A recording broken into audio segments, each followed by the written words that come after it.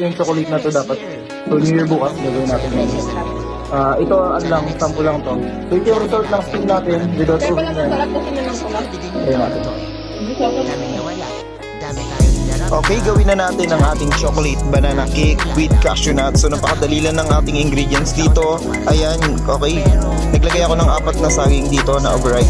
So, ayan, yung sugar, brown sugar lang yung ginamit natin dahil white sugar. Dahil nasa province tayo, medyo mahirap dito sa amin yung, okay, yung white sugar. So, ayan, naglagay din tayo ng 2 large egg. So, ayan lang yung mga ingredients natin. Unahin natin yung mga wet ingredients natin dito, yung mga liquid. At after that, okay, oil, 1 tablespoon lang yan. So, pwede na ito pang New Year bukas. At Bear Brand lang yung ginamit natin, hindi tayo gumamit ng condensed dito. Titimpla lang natin yan. Tapos vanilla, half teaspoon lang ng, okay, vanilla.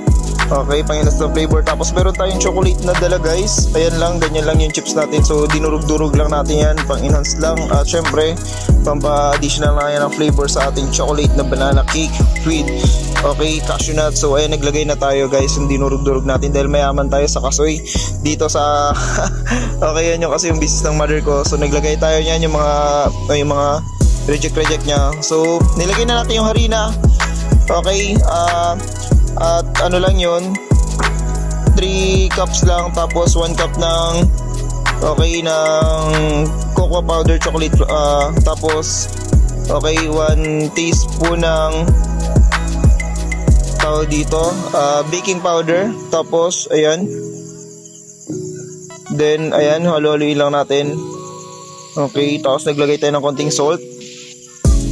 Okay, hanggang makuha natin yung texture. Pag okay na yung texture, lalagyan natin ng mantika yung, okay, nilagyan ko ng mantika yun yung malalagyan para hindi dumikit. Ayan. Okay, mamaya pagtanggal natin. So, ganyan-ganyan lang. Napakabilis din paggagawa natin to guys. Napaka-easy lang to. So, pwedeng pang New Year na to bukas.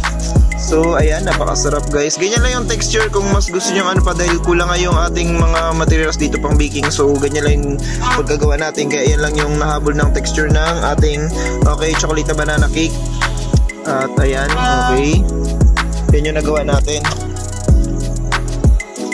Yan, nakagawa tayo ng isang round. At 3 yung pangkapang leche flan. So, nagtoppings tayo ng, okay, cashew nuts dito. Ayan, nag-toppings tayo ng cashew nuts. Nilagyan na natin yung mga sobra nating cashew nuts. Okay. Ayan. Okay. Lagyan natin lahat.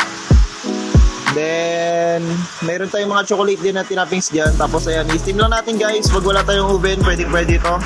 Steam lang. Okay.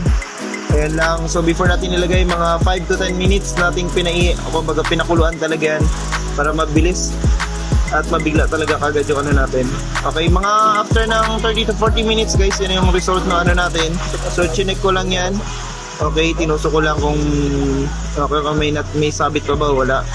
Okay, 30 to 40 minutes lang yung pag-steam natin yan. Depende sa inyo kung hanggang saan yung, yan yung result guys ng ating mga chocolate banana. Kitang-kita nyo naman guys, napakasarap. Banana cake na ginawa natin. So, titikman na natin. Nakagawa tayo ng 3 ganito. Binigyan natin yung mga kapatid. Alright, isang ganito. Then excited na ako gawin bukas yung ating may toppings pati yung chocolate na to dapat. So New Year bukas gagawin natin yan. Ito lang, sample lang to. So ito yung result ng steam natin without Kaya oven pala yan. masarap kasi minang tulas. Try natin. Busapan mo ito na.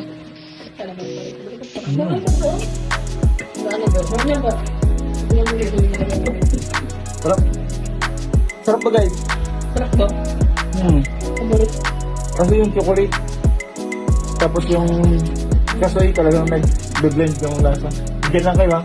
Sige ha? Nga. May chocolate, may... Hindi nga yung basunan. Bakit kaya kayo? Ikaw Sarap guys, try nyo ito.